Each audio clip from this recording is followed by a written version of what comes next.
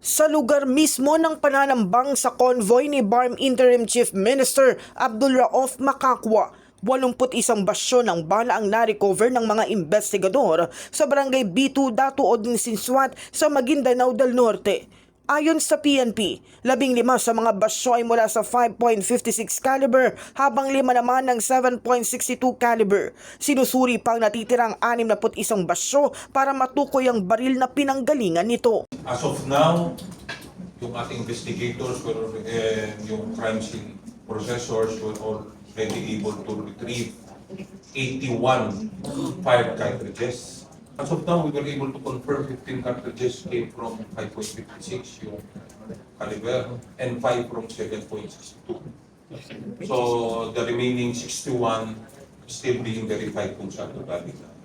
Walang nasaktan sa target ng pananambang kabilang si Makakwa at mga kasama niya sa convoy. Nangyari ang pagpapaputok noong Sabado ng hapon habang naglalakbay ang convoy. Kaugnay nito, binuuna ang Special Investigation Task Group o SITG na tututok sa investigasyon at pagtukoy sa mga nasa likod ng pananambang. Patuloy ding sinusuri ng mga investigador ang mga ebidensyang nakuha sa lugar. Tinitingnan din ng PNP kung may kaugnayan sa eleksyon ng insidente dahil nangyari ito sa loob ng election period para sa kauna-unahang parliamentary election. Is this an election-related incident? As of now, this is considered as a suspected election-related incident since it involves a candidate or a public official in the said area, and it happened during the election period. Alam naman po natin, election period is July 16 to extend until September 29.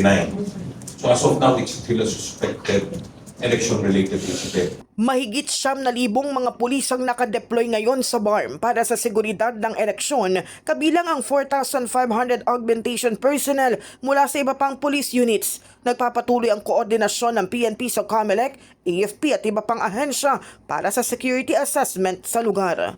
In the heart of changing lives, ako si Brigada Cath Austria ng 105.1 Brigada News FM Manila, The Music and News Authority.